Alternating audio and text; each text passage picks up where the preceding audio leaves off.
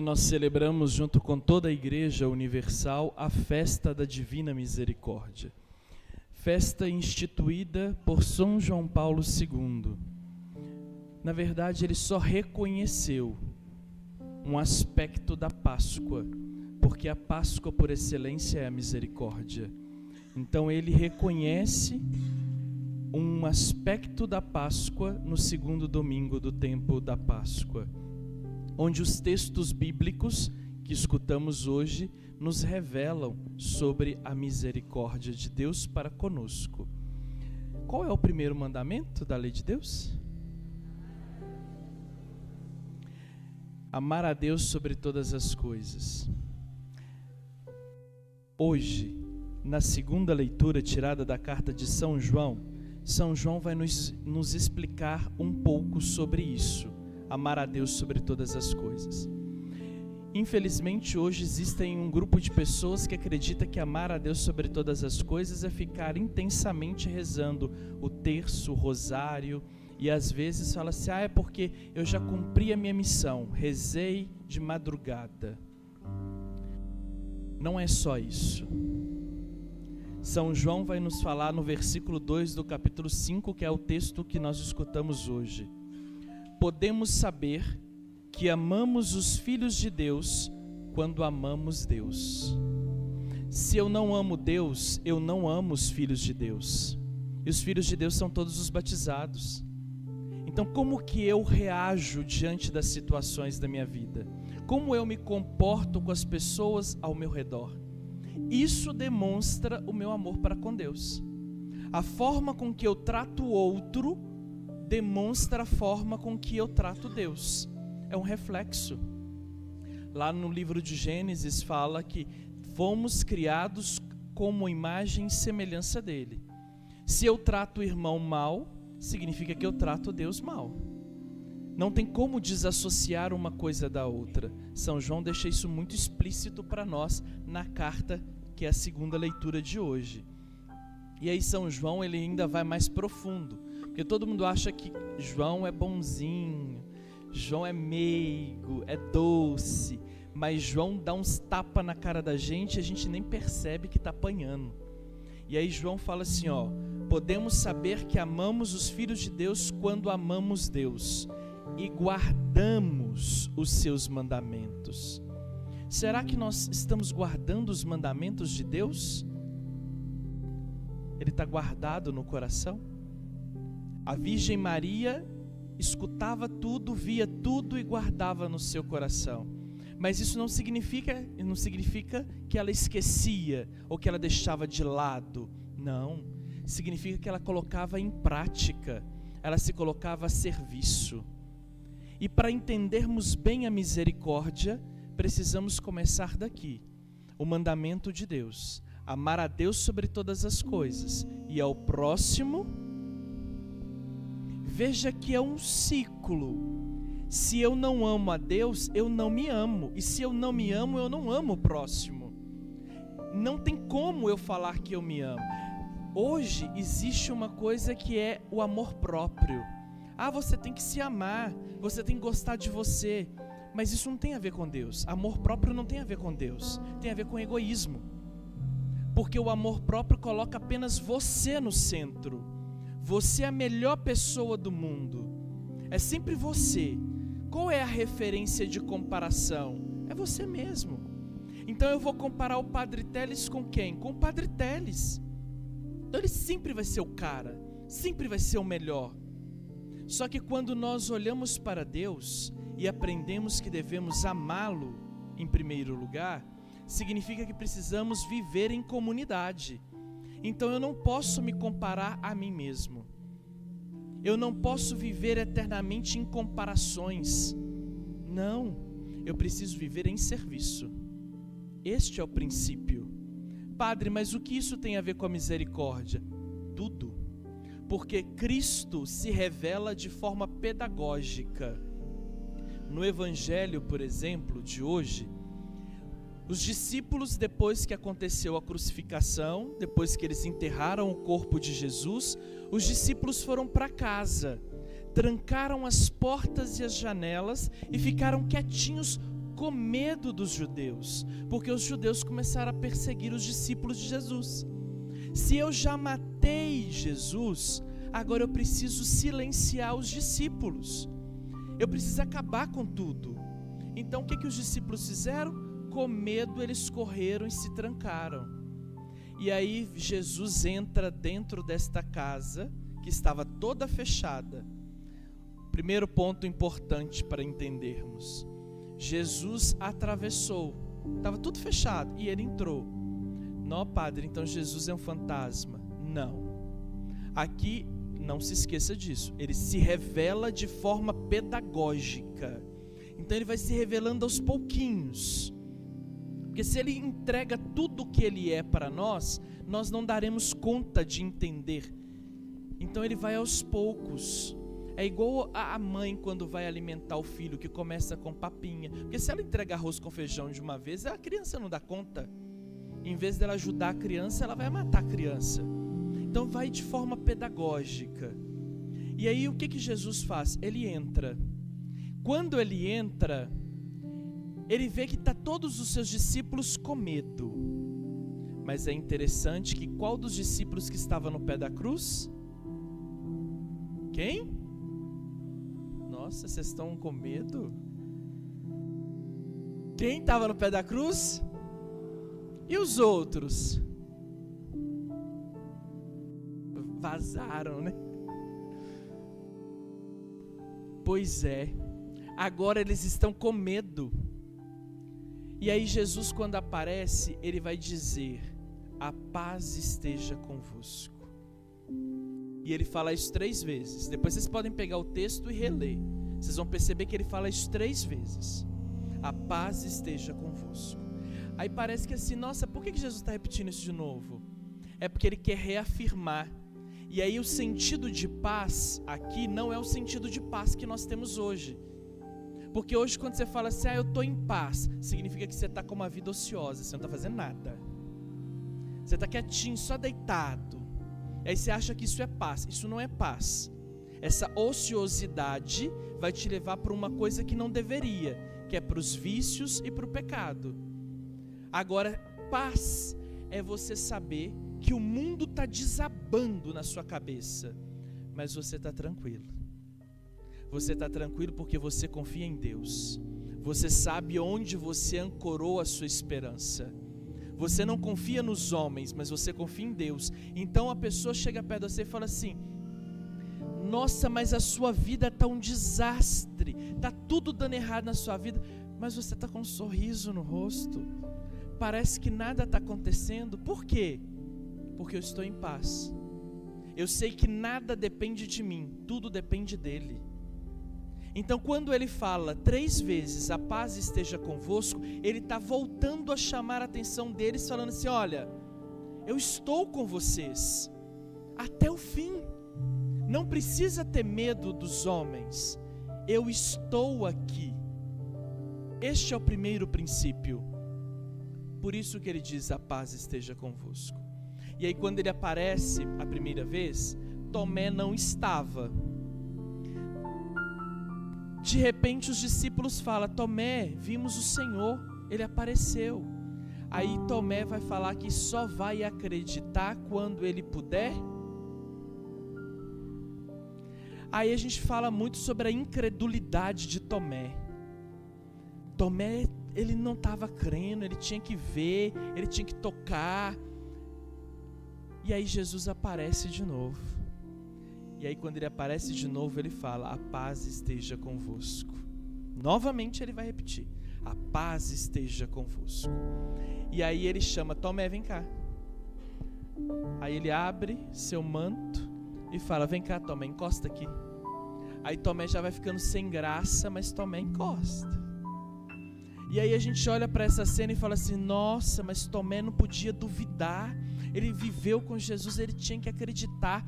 Tomé sabia, porque Jesus já tinha falado que o Filho do Homem ia voltar, que não sei o que, não sei o que. Primeiro princípio: tem cristãos por aí, católicos, que falam que acredita também em reencarnação.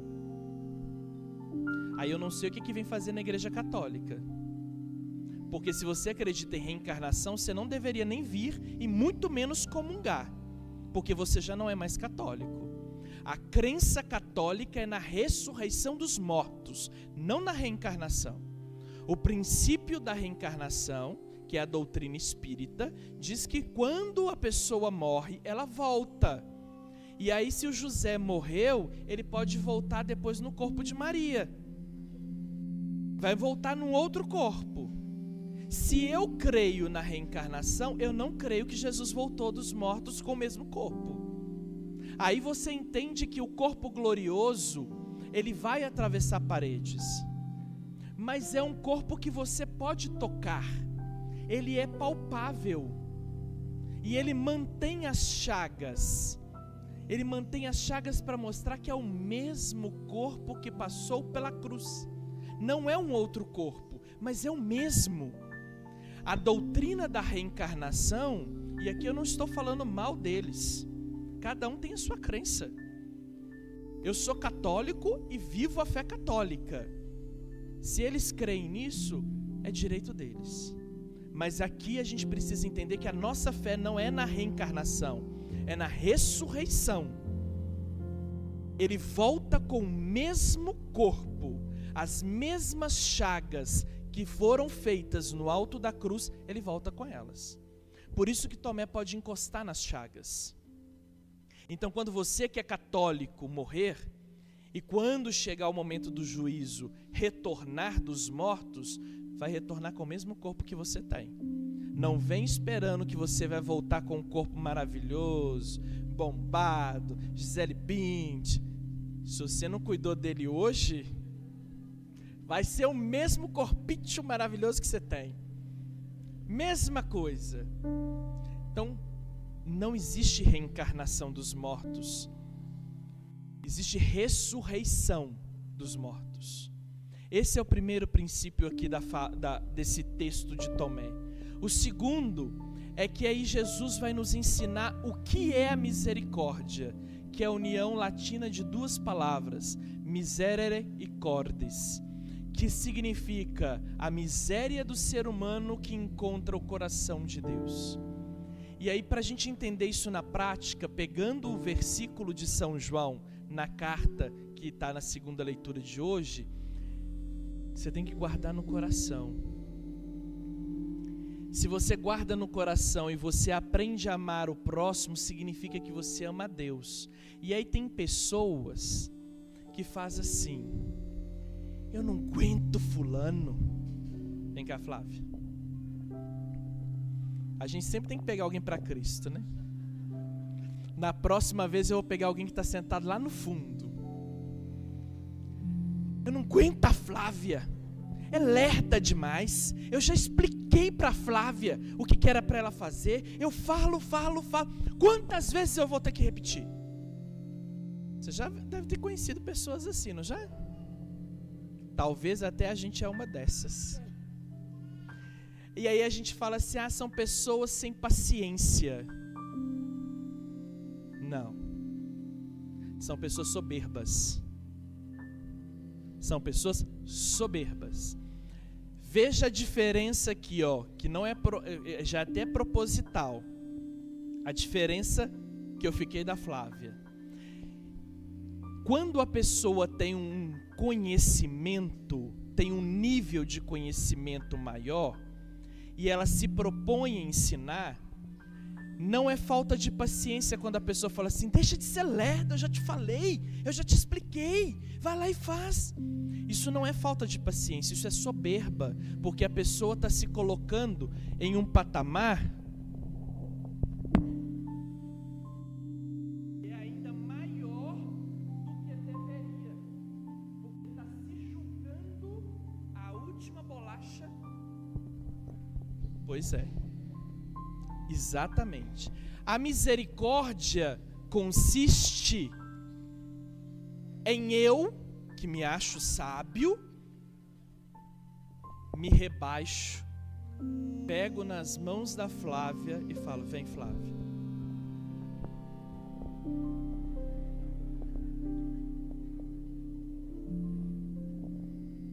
E ajudo Flávia a subir. Isso é misericórdia. Perceba um detalhe. Obrigado, Flávio. Perceba um detalhe. Jesus já ressuscitou dos mortos. Ele está com o seu corpo glorioso. Mas Tomé precisa ver e precisa tocar. Isso é uma limitação humana, não é específico de Tomé. Isso é uma limitação humana. E aí o que Jesus faz? Jesus desce ao encontro de Tomé. Ele já tinha explicado para todos os outros discípulos, mas Tomé não estava lá. Então ele não ignora Tomé, ele não xinga Tomé, ele não chama Tomé de lerdo. Não, ele simplesmente se rebaixa, abre seu manto e fala: venha Tomé, toque. Porque ele percebe que existe uma limitação. A filosofia grega, ela vai nos ensinar que existem várias formas de repartirmos os seres humanos, para compreender a estrutura do ser humano. Só que eles vão dizer para nós que existem 3 que são as primárias. Delas vão ter várias repartições. E aí a primeira de todas são as pessoas parecidas com Tomé.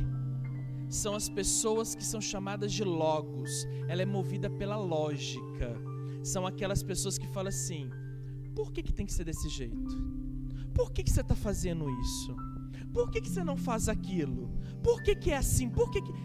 Aquela pessoa que toda hora pergunta o porquê. E aí às vezes quando a gente não tem paciência, a gente manda calar a boca porque a gente não está entendendo. Mas são pessoas que elas precisam entender o processo.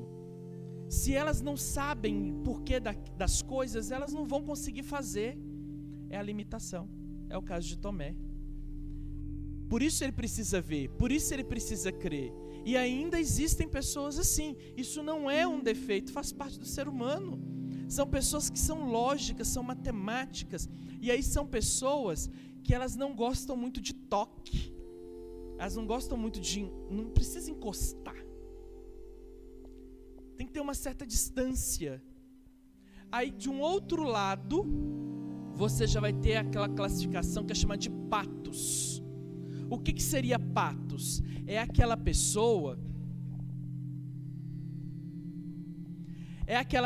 que quando vai conversar, você tá bem? Você tá bem? Como você tá?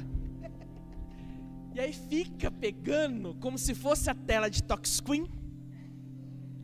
Porque se eu não encostar nela, ela não tá me escutando. É como se o escutar dela dependesse do meu toque. E aí fica aquela coisa pegajosa. Mas para aquela pessoa não é ser pegajoso. Para aquela pessoa é o jeito dela de ser. E ela só entende a realidade se ela encostar. Se ela ficar toda hora encostando e pegando. Aí é aquela pessoa que precisa abraçar. Tem que toda hora abraçar. É aquela pessoa que às vezes o padre passou e ele não cumprimentou. O padre está com raiva de mim. O que será que eu fiz? Aí já começa a pensar em um monte de coisa na cabeça e vai inventando porque o padre não cumprimentou. Mas não se esqueça que o padre usa óculos, então às vezes o padre não enxerga mesmo. Existe também aquela outra pessoa que é chamada de patos, como logos, que é aquela que fica toda hora perguntando. Ela é movida aqui, ó. Razão. Tudo é aqui. Aí a gente chega a chamar essas pessoas até de fria. Você chega e fala assim: fulano morreu. Verdade. Nossa, mas você é tão frio. É o jeito de ser da pessoa. Não significa que ela é fria. Aí quando você chega para aquela pessoa que é patos, que é chamado de entranhas, e fala para ela assim: fulano morreu. É a reação de cada uma delas. E aí já tem aquela outra pessoa, que é a pessoa etos. Etos é o coração. Ela consegue ir lá na razão e ir lá nas entranhas fazendo a ponte. Ela tem facilidade de ir nos dois campos. São pessoas mais conciliadoras. Um casamento entre uma pessoa que é racional com uma pessoa que é sentimental, dá fogo. Porque a pessoa sentimental, ela quer abraçar, ela quer fazer carinho. A pessoa racional quer distância. Ah, mas não me ama. Ama, só que a pessoa racional tem uma forma de mostrar o amor diferente. Ela não precisa ficar toda hora pegando, mas é a forma dela. Mas por que eu estou explicando isso? Para vocês entenderem a pedagogia de Jesus. Os discípulos não eram iguais. E cada um vai entender de uma forma. Então, quando Jesus aparece, abre seu manto e fala com Tomé, vem cá, encosta. É porque ele está rebaixando para fazer com que Tomé, dentro de sua limitação lógica, possa expandir-se e compreender o mistério da ressurreição. Isso é misericórdia. Misericórdia é quando eu consigo compreender a limitação do outro e eu me rebaixo para ajudar o outro a crescer. Não é para expor o limite do outro, não é para zoar com o limite do outro, não é para maltratar o outro, inferiorizar o outro, mas é quando eu vou ao encontro do outro para fazer com que ele perceba que ele tem capacidade de ser mais. Todos nós temos. Os nossos limites podem se expandir, mas isso depende apenas da misericórdia. Quando nós nos abrimos à ação dela, por meio do Espírito Santo, e isso vai se expandindo e nós vamos crescendo. Isto é misericórdia. E aí, caminhando para o final de nossa reflexão, nós chegamos na primeira leitura. A primeira leitura, que também é de onde eu tirei o meu lema sacerdotal, Corum et anima una, um só coração e uma só alma. No período pascal, nós vamos escutar na primeira leitura sempre textos de João, de Apocalipse, do Atos dos Apóstolos, mas sempre do Novo Testamento. Durante o ano inteiro a gente tem na primeira leitura o Antigo Testamento, mas no tempo pascal vai ser o Novo Testamento. Por que disso? Porque Jesus apareceu e disse para eles não terem medo. A paz esteja convosco, não tenhais medo. Quando ele faz isso, ele está impulsionando os discípulos a saírem em missão. Então, a primeira leitura vai mostrar como que a igreja está crescendo, a ação da igreja no mundo. E aí aqui nós vamos ter um só coração e uma só alma. Isso é para mostrar para nós que quando eu amo a Deus, eu aprendo a amar o meu irmão. E quando eu amo o meu irmão, eu também estou me amando. E o amor é serviço. É quando eu me coloco a serviço do outro. Não para subjugá-lo, mas para ajudá-lo a crescer. Que é a ação chamada misericórdia. E aí nós vamos nos colocar à disposição do outro. Mas isso não significa exclusivamente finanças. Eu tenho que pegar o dinheiro e dar para os mais pobres. Nem sempre é o dinheiro, mas às vezes é a presença, às vezes é a atenção, às vezes é a compreensão, às vezes é o ombro para que o outro possa chorar. Isso é misericórdia. É quando você se coloca à disposição do outro.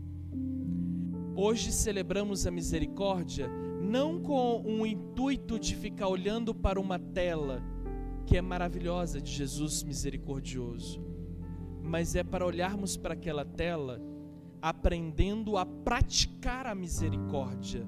Mais do que rezar um terço da misericórdia, eu preciso praticar a misericórdia, porque de nada adianta dizer que amo a Deus se eu viro as costas para o meu irmão. E que quando o meu irmão estende as mãos precisando de ajuda, seja ela financeira, seja ela intelectual, seja ela emocional, eu simplesmente viro as costas e saio andando.